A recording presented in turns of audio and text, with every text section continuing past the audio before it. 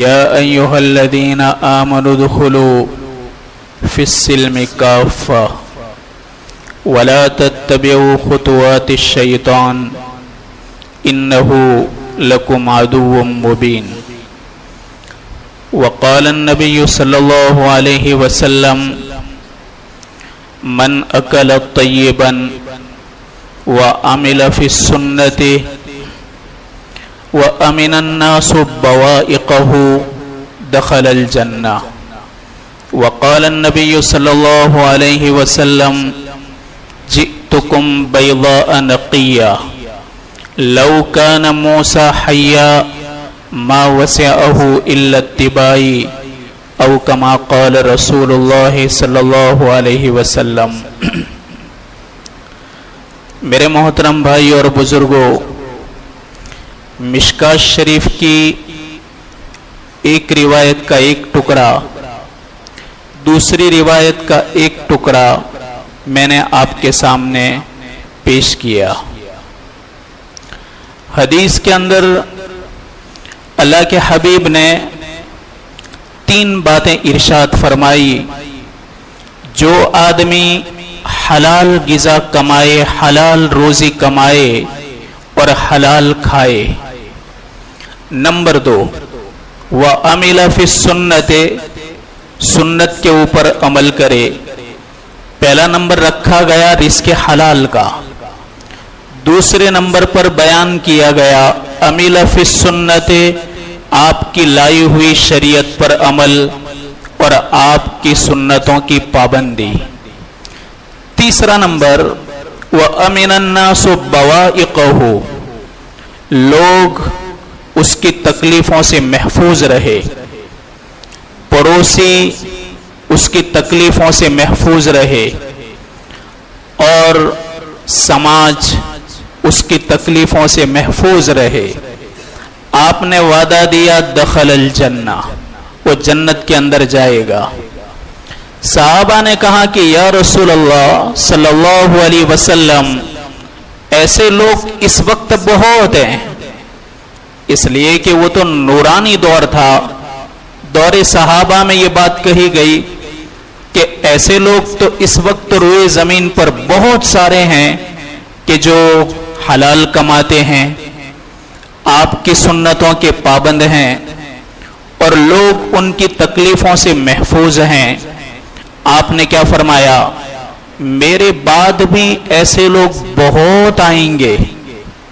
ہمارے نبی کو ہم پر بھروسہ تھا. آپ نے فرمایا میرے بعد، یعنی جیسا زمانہ آگے چلتا جائے گا، وحی کے زمانے سے دوری ہوتی جائے گی، امت فتنوں سے قریب، دجالی فتنوں سے قریب ہوتی جائے گی، قیامت سے قریب ہوتی جائے گی، نبی کے دور سے دور ہوتی جائے گی. ایسے ماحول کے اندر بھی ایسے بہت سارے لوگ ہوں گے کہ جو رزق حلال اور حرام میں تمیز کریں گے اور مشتبہ مال اور غذا سے اپنے آپ کو بھی بچائیں گے، اپنے اہل و عیال کو بھی بچائیں گے، اپنے معصوم بچوں کو بھی بچائیں گے. علماء فرماتے ہیں کہ اس کو پہلے نمبر پر کیوں لایا گیا؟ اس لیے کہ آدمی کی زندگی کے اندر سب سے بڑا اثر جو ہوتا ہے وہ روزی کا ہوتا ہے. جہاں بھی جس گھر کے اندر حرام طریقے سے روزی آتی ہیں یا مشتبہ مال آتا ہے، سب سے پہلے اس گھر سے دین رخصت ہو جاتا ہے. پھر کیا ہوتا ہے؟ جوان نسل کے اندر بھی بے حیائی آتی ہیں، جوان نسل کے اندر آوارگی آتی ہیں. جو نسل ماں باپ کی آنکھوں کی ٹھنڈک بننی چاہیے وہ ماں باپ کے سر کا دکھاوا بن جاتی ہیں.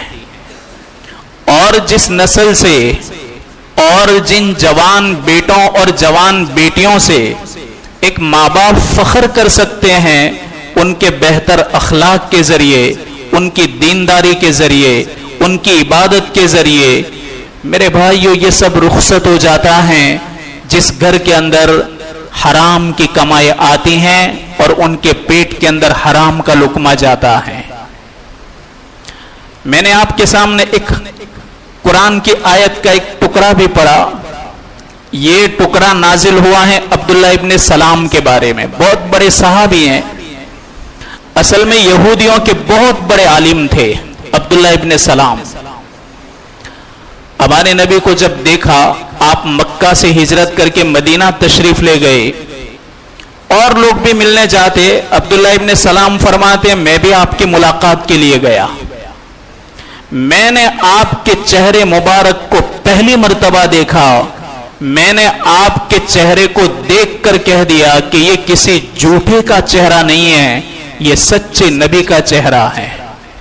حالانکہ موسیٰ علیہ السلام پر، توریت پر ایمان لانے والے، لیکن ہمارے نبی کا پہلا ہی دیدار ہوا، پہلے ہی دیدار میں انہوں نے کہہ دیا کہ یہ سچے نبی، برحق نبی کا چہرہ ہے۔ ہمارے نبی سے ابھی تو کوئی بات چیت نہیں ہوئی، آپ نے سب سے پہلی جو ہمارے نبی کی بات سنی، عبداللہ ابن سلام نے، ہمارے نبی کی مبارک زبان سے یہ بات نکلی، ایھا الناس، اے لوگو، افشوا السلام، سلام کو پھیلاؤ، اس لیے کہ سلام تو محبتوں کا ذریعہ ہے۔ جس قوم کے اندر سلام کا رواج ہوتا ہے، ایک مسلمان دوسرے مسلمان کو چاہے پہچانتا ہو چاہے اجنبی ہو، جو بھی ہو، جس قوم کے اندر سلام کا رواج ہوتا ہے، اللہ تعالیٰ اس سماج کو جوڑ دیتا ہے، محبتوں سے بھر دیتا ہے۔ ہر قسم کی عداوتیں اور نفرتیں اس چھوٹے سے بول کے ذریعے اللہ ختم کر دیتا ہے۔ آپ نے فرمایا افشوا السلام وَأَطْعِمُوا الطَّعَامَ وَصَلُّوا بِاللَّيْلِ وَالنَّاسُ نِيَامٌ تَدْخُلُوا الْجَنَّةَ بِسَلَامٍ، کہ بھوکوں کو کھانا کھلاؤ، اور رات میں جب لوگ میٹھی نیند سوئے پڑے ہو اس وقت اٹھ کر کے اللہ کے سامنے سجدہ ریز ہو جاؤ، یعنی تہجد کی نماز پڑھو، اللہ تعالیٰ سلامتی کے ساتھ تم کو جنت کے اندر داخل کرے گا۔ یہ پہلا کلام تھا جو عبداللہ ابن سلام نے سنا۔ عبداللہ ابن سلام فرماتے ہیں کہ چہرہ میں نے آپ کا دیکھا اور آپ کے بول جیسے میں نے سنے، وہی سے میرے دل کے اندر ایمان داخل ہو گیا اور میں نبی کریم صلی اللہ علیہ وسلم پر ایمان لے آیا۔ یہودیوں کا اتنا بڑا عالم، یہودیوں کے اندر اتنی بڑی عزت، یہودی لوگ آپ کے حق میں اتنے بہترین گمان رکھتے تھے کہ یہودی کہا کرتے عبداللہ ابن سلام سے بڑھ کر کے کوئی بہتر آدمی روئے زمین پر نہیں ہے، یہ یہودی کہتے۔ ایک بار آپ مجلس کے اندر بیٹھے ہوئے تھے اللہ کے نبی کے پاس، آپ نے دیکھا کہ یہودیوں کی ایک جماعت آ رہی ہے۔ یہودیوں کو معلوم نہیں کہ عبداللہ ابن سلام ہمارے نبی کے پاس ہیں، لیکن عبداللہ ابن سلام نے ان کو آتے ہوئے دیکھ لیا۔ ہمارے نبی سے کہنے لگے یا رسول اللہ وہ لوگ آ رہے ہیں۔ آپ نے فرمایا کہ اب تو یہاں بیٹھے گا کہ چلا جائے گا؟ عبداللہ ابن سلام نے فرمایا میں چھپ جاتا ہوں، لیکن آپ بتانا مت کہ میں یہاں ہوں۔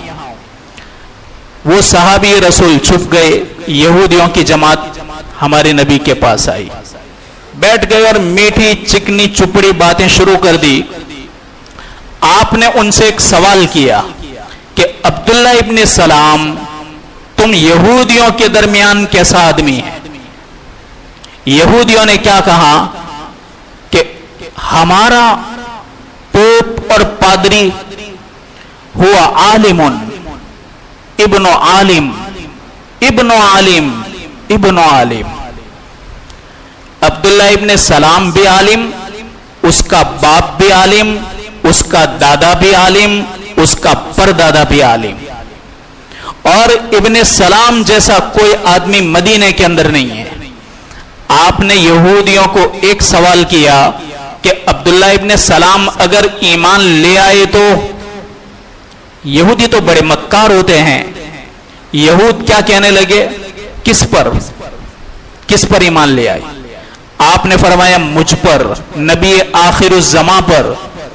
کہا یہ ہو ہی نہیں سکتا۔ یہودیوں نے کہا یہ ہو ہی نہیں سکتا کہ عبداللہ ابن سلام آپ جیسے آدمی پر ایمان لائے۔ کہا کیوں؟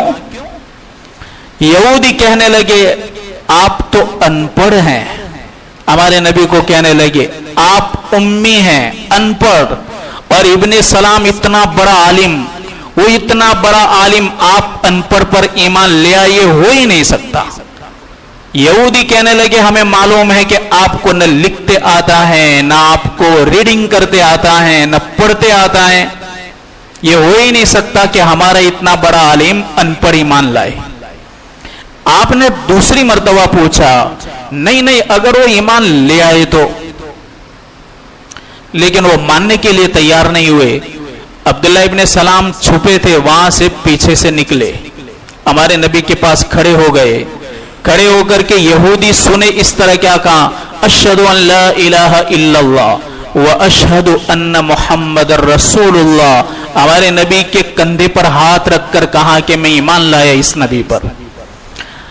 اب یہودیوں کی ابھی بات کیسی تھی، بس اتنی دیر میں ان کی بات بدل گئی۔ وہ کیا کہنے لگے، محمد رسول تو مانتے نہیں تھے، کہا محمد اس جتنا جھوٹا آدمی روئے زمین پر کوئی نہیں۔ اتنی دیر میں بات بدل گئی، ہمارے نبی سے کیا کہنے لگے، اس سے دھوکہ مت کرنا، یہ خود بھی جاہل، اس کا باپ بھی جاہل، دادا بھی جاہل، پردادا بھی جاہل، سب کے سب جاہل، یہ جاہلوں کی نسل ہے۔ اب تھوڑی ہی دیر کے اندر ان کی بات بدل گئی، لیکن انہوں نے اللہ کے حبیب پر آپ کے چہرے کو دیکھا، انہوں نے توریت کے اندر پڑھا ہمارے نبی کے حق میں، توریت کے اندر آپ کا حلیہ پڑھا، آپ کو دیکھا، آپ نے پڑھا کہ ان پڑھ اور امی لیکن علم کے دریا بہا دیں گے، یہ انہوں نے پڑھا، وہ دیکھا، آپ کے بولنے کا انداز پڑھا، وہ دیکھا، آپ کے چلنے کا انداز دیکھا، ان کو دیکھا، اندر پڑھا، ایمان قبول کر لیا۔ اب یہودیوں کے اندر اونٹ کا گوشت جائز نہیں تھا کھانا۔ عبداللہ ابن سلام کے حق میں یہ آیت کیسے نازل ہوئی، اب وہ بہت وقت سے اونٹ کا گوشت نہیں کھا رہے تھے، تو ان کی طبیعت کے اندر گوشت کھانا پسند ہی نہیں تھا، ایمان لانے کے بعد بھی اونٹ کا گوشت وہ نہیں کھاتے تھے۔ اب اسلام کے اندر ہمارے نبی کی لائی ہوئی شریعت کے اندر، آپ کے لائے ہوئے پیارے دین کے اندر اونٹ حلال ہیں۔ ان یہودیوں کی شریعت میں ممانعت تھی، اللہ کے حبیب کی شریعت میں ممانعت نہیں تھی، لیکن عبداللہ ابن سلام کی ایسی طبیعت بن گئی کہ وہ گوشت کھانا پسند نہیں کرتے تھے۔ اب یہودیوں کو کہنے کا موقع ملا کہ یہ کیسا آدمی کہ قبول کر رہا ہے محمد کا دین، ایمان لا رہا ہے محمد پر، محمد کی شریعت پر اور محمد کے لائے ہوئے دین پر، لیکن محمد کے شریعت میں جو احکام ہیں اس کی تو پابندی نہیں کرتا۔ اللہ تعالیٰ نے قرآن کی آیت نازل فرمائی، اے ایمان والو ادخلوا فی السلم کافہ، اسلام میں پورے پورے داخل ہو جاؤ، یعنی اسلام لانے کے بعد اسلامی احکام اور اسلام کے جو بھی اوامر ہیں ان تمام کے اوپر تمہارا ایمان ہونا چاہیے، اور ساتھ ساتھ میں ان چیزوں کو حلال سمجھ کر کے ان کو استعمال کرنا چاہیے۔ اب اگر تم یہ بات یہودیوں کی لو اور یہ بات اسلام کی لو، اللہ تعالیٰ کو یہ پسند نہیں۔ اللہ نے فرمایا میرے نبی پر ایمان لائے تو پورے پورے اسلام میں داخل ہو جاؤ۔ اس وقت یہ آیت نازل ہوئی عبداللہ ابن سلام کے حق میں۔ میرے بھائیو، ہم ایمان والے ہیں، لیکن اسلام اور ایمان کا تعلق عقائد سے ہے۔ اللہ ایک ہے، اللہ کے سوا کوئی معبود نہیں۔ حضرت محمد صلی اللہ علیہ وسلم اللہ کے برحق رسول ہیں۔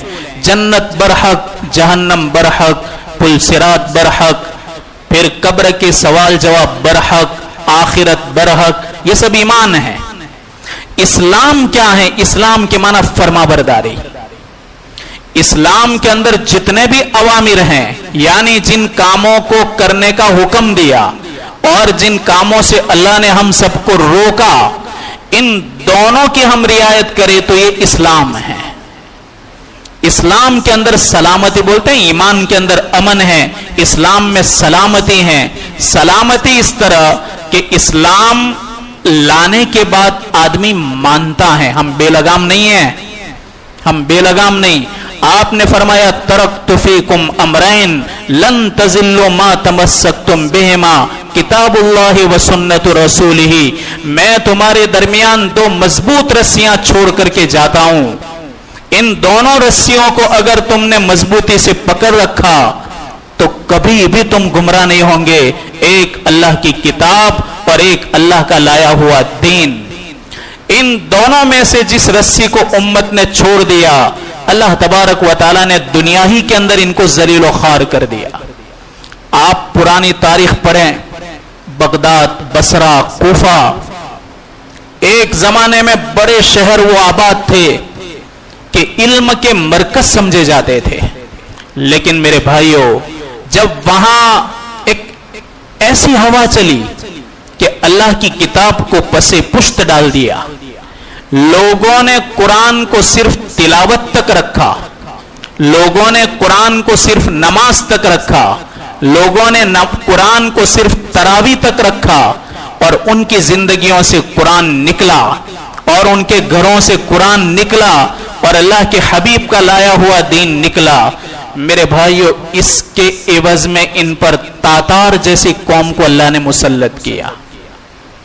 تاتاری ایسے لوگ کہ جو ایک ایک دن کے اندر پورے شہر کو ختم کر دیتے، یہاں تک کہ چنگیز اور ہلاکو تو اتنے بڑے ظالم تھے کہ وہ جس شہر کے اندر چلے جاتے وہ کہتے اس شہر کے کتوں اور بلیوں تک کو قتل کر دو۔ انہوں نے کیا بگاڑا تھا؟ اللہ کی یہ مخلوق انمول مخلوق ہے، انہوں نے کیا بگاڑا تھا؟ اسلامی کتابوں کو انہوں نے دریاؤں کے اندر ڈالا۔ اس زمانے کے اندر پرنٹس تو نہیں تھی، اس زمانے کے اندر روشنائی اور شائی والی قلم سے لکھتے تھے، کتا کے اندر بھگو کر لکھتے تھے۔ اب اتنی لاکھوں کی تعداد میں ہاتھوں سے لکھی ہوئی کتابیں سمندر کے اندر ڈالی گئی، سمندر کے کناروں پر کئی دن تک کالی روشنائی پھرتی رہی۔ اندازہ لگاؤ کہ ہمارا کتنا بڑا ذخیرہ تھا اس طرح ضائع ہوا جو ہاتھوں سے لکھا گیا تھا۔ اور اللہ کے نیک اولیاء نے لکھ لکھ کر کے اپنی پوری زندگیاں ان میں کھپا دی تھی، لیکن چند گھنٹوں کے اندر تاتاریوں نے سارا علم کا خزانہ برباد کر کے رکھ دیا۔ آپ نے فرمایا جب کبھی بھی اس امت کے اندر یہ کمزوری آئے گی کہ یہ سنت رسول سے ہٹے گی، قرآن سے ہٹے گی اور خالی صرف نام کے مسلمان رہ جائیں گے، میرے بھائیو اس وقت اللہ تعالی ہم کو سیدھے راستے پر لانے کے لیے جھنجھوڑ دیتا ہے۔ تو اللہ کا شکر اور احسان ہے کہ آپ نے کیا فرمایا؟ صحابہ نے جب یہ کہا کہ ابھی اس وقت تو یہ تین کام کرنے والے بہت سے لوگ ہیں کہ جو حلال کماتے ہو، آپ کے دین پر عمل کرتے ہو اور لوگوں کو اپنی تکلیفوں سے بچاتے ہو، ایسے تو بہت ہیں۔ آپ نے فرمایا کہ میرے چلے جانے کے بعد بھی میری امت کے اندر ایسے لوگ آتے رہیں گے۔ سب سے بڑا ذریعہ آپ نے فرمایا رزق حلال، اس لیے تو تاجر کے حق میں آپ نے کیا فرمایا؟ التاجر الصدیق الامین، التاجر الصادق الامین والتاجر الصدوق الامین مع النبیین والصدیقین والشہداء والصالحین۔ نیک تاجر، نیک بیپاری، سچا بیپاری جو اپنے بیپار کے اندر جھوٹ، اپنے بیپار کے اندر کوئی مکر اور فریب، دھوکہ، ہر چیز سے بچتا ہو، آپ نے فرمایا قیامت کے دن یہ نبیوں کے ساتھ، صدیقین کے ساتھ، شہیدوں کے ساتھ اور اس امت کے نیک لوگوں کے ساتھ ہوں گے۔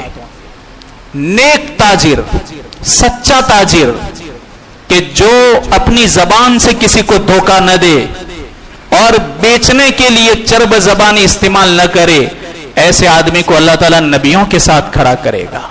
تو آپ نے فرمایا جو اچھا حلال کھائے، میری سنت پر عمل کرے اور لوگوں کو اپنی تکلیفوں سے بچائے۔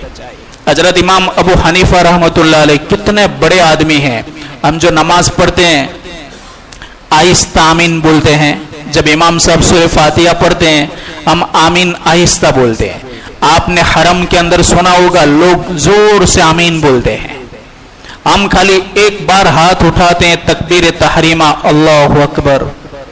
آپ نے حرم کے اندر دیکھا ہوگا کہ وہ جب رکوع سے اٹھتے ہیں تو بھی ہاتھ اٹھاتے ہیں, سجدے میں جاتے ہیں تو بھی اٹھاتے ہیں. رفع یدین اس کو کہتے ہیں. یہ کون اس طریقے سے نماز, ہمارے نبی نے دونوں طرح نماز پڑھی, لیکن شوافی امام شافعی اور امام احمد بن حنبل اس طریقے سے وہ اس حدیث کو پسند کرتے ہیں. ان کے پاس دلیلیں ہیں. ہم جو آہستہ آمین بولتے ہیں ایک ہی بار ہاتھ اٹھاتے ہیں, ہم کس مسلک کی پیروی کرتے ہیں؟ امام ابو حنیفہ رحمۃ اللہ علیہ. یہ امام ابو حنیفہ, ان کے محلے کے اندر ایک نوجوان تھا, بڑا شریر تھا. وہ شراب بھی پیتا اور پورا محلہ اس سے بیزار تھا. میرے بھائیوں, سب سے بڑا بدبخت وہ آدمی ہیں کہ جس کی تکلیفوں سے خود اس کا محلہ پریشان ہو. ہر گناہ ڈبل ہو جاتا ہے اس کے لیے. ایک آدمی نے اگر کسی عورت سے غلط کام کیا, بدکاری کی, اور ایک آدمی نے خود محلے کے اندر بگاڑ کر کے محلے کے اندر بدکاری کی, ان میں سب سے بدتر وہ آدمی ہے جو محلے کے اندر گندا کام کرے. اس لیے کہ اگر محلے میں یہ ہوگا تو پھر امن ختم ہو جائے گا اور لوگ سیکیور نہیں رہیں گے, ماں بیٹیاں محفوظ نہیں رہے گی, کسی کی عزت اور آبرو محفوظ نہیں رہے گی. اگر جوانوں کے اندر یہ گندگی آ گئی تو محلے کا پورا امن ختم ہو جائے گا. امام ابو حنیفہ رحمۃ اللہ علیہ جس محلے میں رہتے, وہ لڑکا شریر تھا. وہ کیا کہتا؟ ازاؤنی وَأَيَّفَتَنْ أَزَاؤُ. وہ بولتا رہتا کہ مجھ کو میرے محلے والوں نے ضائع اور برباد کر دیا. اور کیسے جوان کو ضائع اور برباد کر دیا جو کام کا تھا. امام صاحب امام ابو حنیفہ روزانہ اس کی سلواتیں سنتے رہتے. ایک بار پولیس آئی, اس کو پکڑ کے لے گئی. اب امام صاحب کو پتا چلا کہ وہ لڑکے کی آواز نہیں آ رہی, کیا ہوا؟ تو پتا چلا کہ کوتوال لوگ اٹھا کر کے اس کو لے گئے.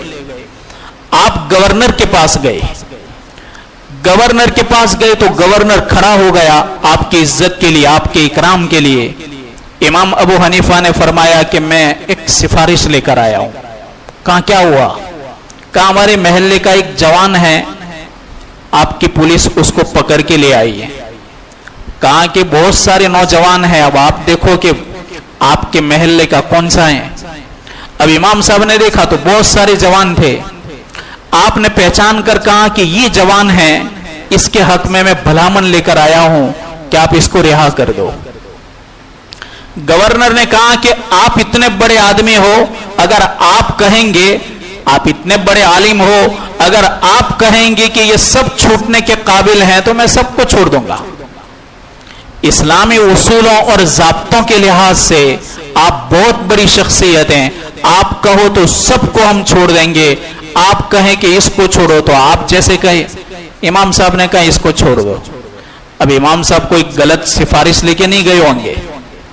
اتنا بڑا آدمی کہ جس نے جج کے لیے اصول قرآن اور حدیث سے نکالے, جج کو کیسے فیصلہ دینا ہے, جج کس طریقے سے سنوائی کرے گا, جج کس طریقے سے چکادہ دے گا, یہ سارے اصول تو اس آدمی نے قرآن حدیث سے نکالے. تو یہ تو ججوں کا بھی باپ ہوا کہ جس کے اصول پر ججوں کو چلنا پڑتا ہے. تو امام صاحب نے اس کو باہر نکال کے کہا کہ بیٹا ہم نے تجھ کو ضائع نہیں کیا, دیکھ ہم تجھ کو چھڑانے کے لیے آئے. تو روزانہ بکتا رہتا تھا کہ مجھے ضائع کر دیا, ضائع کر دیا. ہم نے تو کوئی ضائع نہیں کیا. اس کو لائٹ ہو گئی کہ ہاں میں میرے محلے والے کو پریشان کر رہا تھا. امام صاحب یہی کہہ رہے ہیں کہ ہم کسی کو ضائع نہیں کرتے, ایمان والا کسی کو بھی ضائع نہیں کرتا. ایمان والا تو بہترین اصولوں کا مالک ہوتا ہے. ایمان والا بڑی نیک خصلتوں کا مالک ہوتا ہے، تو نے اپنے آپ کو ضائع کر دیا۔ تو اس نے سچی پکی توبہ کی، اور توبہ کرنے کے بعد اس نوجوان کی زندگی کے اندر ایسی تبدیلی آئی کہ پورے بغداد کے لیے اور کوفہ کے لیے اور اطراف کے پورے علاقے کے لیے وہ بہترین نمونہ بن گیا۔ تو میرے بھائیوں، اس وقت آپ دیکھتے ہیں کہ حالات، ملک کے حالات ہو، سیاسی حالات ہو، ہر قسم کے حالات کے اندر اتھل پاتھل نظر آ رہا ہے، اور گندے اور شریر لوگوں کی جو سوچ ہے وہ بھی ہمارے سامنے آ رہی ہیں۔ ایسے حالات کے اندر ہم کو کیا کرنا ہے؟ ہم یتیم نہیں ہیں، ہم مسکین نہیں ہیں۔ ہمارے نبی نے ہم کو یتیم مسکین نہیں چھوڑا۔